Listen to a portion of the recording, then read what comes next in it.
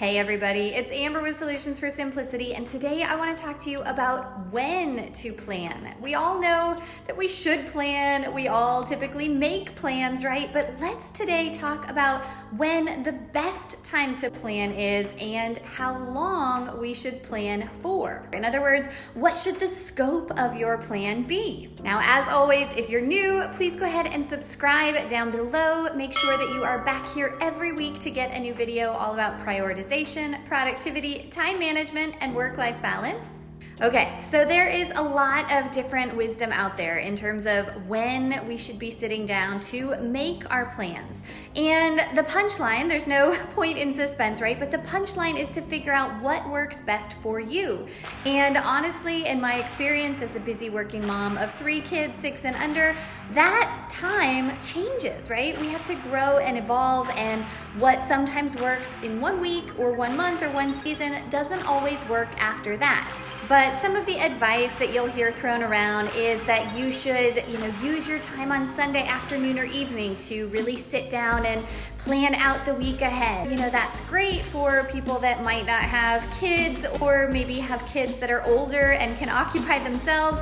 But I find that it's really hard for me because my kids are young and busy, and by the time they go to bed on Sunday night, I'm often way too tired. So Sunday night doesn't usually work for me. Another super awesome idea that I actually heard about from Laura Vanderkam, and as a side note, I've talked about her plenty of other times because she is just incredible and has so many helpful tips for us, but she emphasizes that she thinks we should use our Friday afternoons to plan for the coming week, because typically by Friday, we're all pretty spent and burnt out anyway. So, are we really using that time effectively and productively if we're trying to work? She argues no. So she thinks that planning is sort of a less daunting task that we could do in that time. So I've tried this, and I do find that Friday afternoons are a pretty good time for me to plan.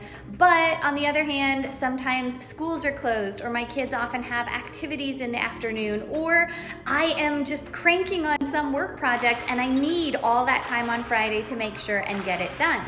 All that leads me to the third option, which is what I have found works the best for me.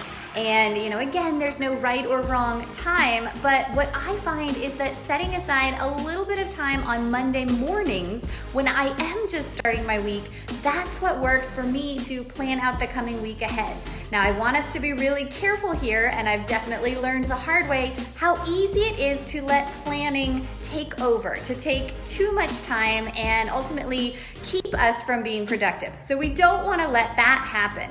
But ultimately then, what I would recommend for you is that if Friday afternoons, if Sunday evenings don't work for you like they don't work ideally for me, then set aside 15 minutes on a Monday morning, whether that is first thing early morning before you and your kids get up, or right when you first get to work. But I like to kind of ease into my Monday mornings by glancing at the week to come. So now let's move on to talking about how long you should plan for, not how long you should sit down and spend in any one sitting making your plan, but how much time to put into your plan. In other words, should you plan out a month ahead, a couple of weeks, a week only, right? As with everything, there is this sort of Goldilocks formula, and I encourage you to try planning for longer time periods and see how it goes. But in my experience, I have found that about 2 weeks is that sweet spot. If I plan for more than that, then inevitably new things come up and my plan gets thrown off. So we need a way of anticipating that life is going to happen, right? And that's why we don't want to plan too far in advance, but we also want to make sure that we are as detailed and scheduled with our current weekly plan as possible. Of course, we always need to leave cushions, as I talked about last time, so that we make sure we're getting the big projects in, but we're not underestimating how long they're going to take us, right? And then if we plan for only a week at a time or less than a week at a time, then I have found in my experience that I lose sight of the bigger picture. So again, there is just this sort of fine medium where we really want to have our big ambitions, big projects, big deadlines, big goals in mind and know what we're working towards, but then break those down and work backwards to actually schedule them in a week or two at a time. Now, the last thing I want to bring up is totally optional, but this is what has really worked for me.